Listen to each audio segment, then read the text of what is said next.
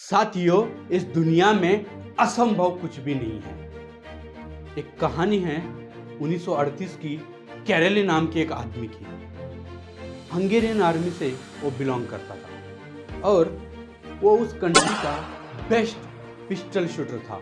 जितने भी उस कंट्री के नेशनल चैंपियनशिप हुए थे वो उसमें जीत चुका था। और साथियों, सबको कंफर्म हो गया कि आने वाले 1940 में ओलंपिक में गोल्ड मेडल तो केरला को ही मिलेगा। और उसने सालों से ट्रेनिंग की थी। उसका एक ही सपना था, उसका एक ही गोल था, उसका एक ही फोकस था कि मुझे दुनिया का बेस्ट शूटर बनना है।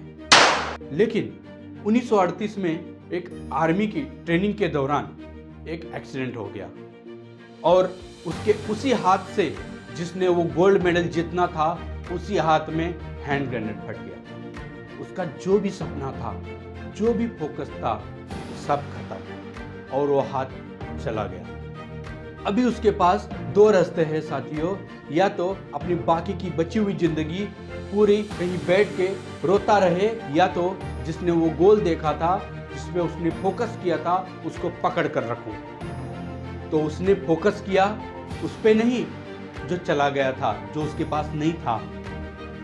उसने फोकस किया उस पे जो उसके पास था। और क्या था उसके पास? Only left hand. Only left hand. एक ऐसा हाथ जिससे वो लिख तक नहीं सकता था। 1 महीने की ऑपरेशन चला राइट हैंड का और ठीक 1 महीने के बाद उसने इस हाथ की ट्रेनिंग शुरू कर दी। ट्रेनिंग के 1 साल बाद मतलब 1939 में वो फिर वापस आया। वहाँ पे नेशनल चैंपियनशिप हो रहे थे हंगरी के अंदर और बाकी बहुत सारे पिस्टल शूटर भी वहाँ पे मौजूद थे। तो उन्होंने उसको देखा तो कॉन्ग्रेचुलेट किया और बोला कि ये होता है एक स्पोर्ट्समैन की स्पिरिट। इतना सब कुछ होने के बाद में भी आप हमसे मिलने के लिए आए और हमारा हौसला बढ़ाने के लिए आए। किसी को नहीं पता था कि वो 1 साल से ट्रेनिंग कर रहा था। उसने जवाब दिया कि मैं आपका हौसला बढ़ाने नहीं आया हूँ, मैं आप लोगों से कॉम्पीट करने के लिए आया हूँ, मैं तुम लोगों से लड़ने के लिए आया हूँ। तैयार हो जाओ, तुम तैयार हो जाओ। और कंपटीशन हुआ। बाकी सब लोग वहाँ पे जो थे वो अपने दोनों हाथों से कॉम्पीट कर रहे थे और ये अपने ओनली 1 हैंड से कॉम्पीट कर रहा था। और कंपटीशन खत्म। कौन जीता? वही the man with only 1 hand, Karoly. साथियों, वो वहीं पे नहीं रुका।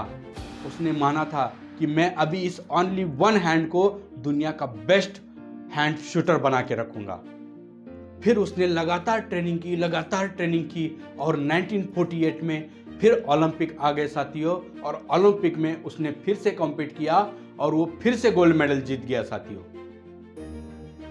उसके बाद भी वो वहां पे नहीं रुका। उसने सोचा कि मैं इतिहास बना के रखूंगा और इस हाथ को वर्ल्ड का बेस्ट हाथ बनाऊंगा साथियों। और उसने 1952 में फिर कॉम्पीट किया ओलंपिक के अंदर और फिर से लगातार दूसरा गोल्ड मेडल उसने जीत लिया साथियों। और इतिहास के पन्नों को पलट कर रख दिया। अभी तक ऐसा कहीं भी नहीं हुआ था जो उसने करके दिखाया साथियों। इसलिए कहा जाता है नथिंग इज इम्पॉसिबल। असंभव इस दुनिया में कुछ भी नहीं है, सब कुछ संभव है।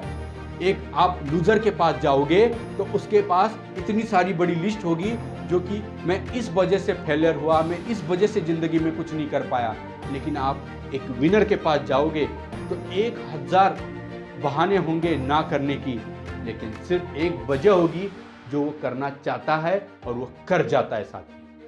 हेलो दोस्तों, मैं प्रवीण किलेकर, बिजनेस कंसल्टेंट। वीडियो अच्छा लगा लाइक कीजिए, सब्सक्राइब कीजिए। Thank you.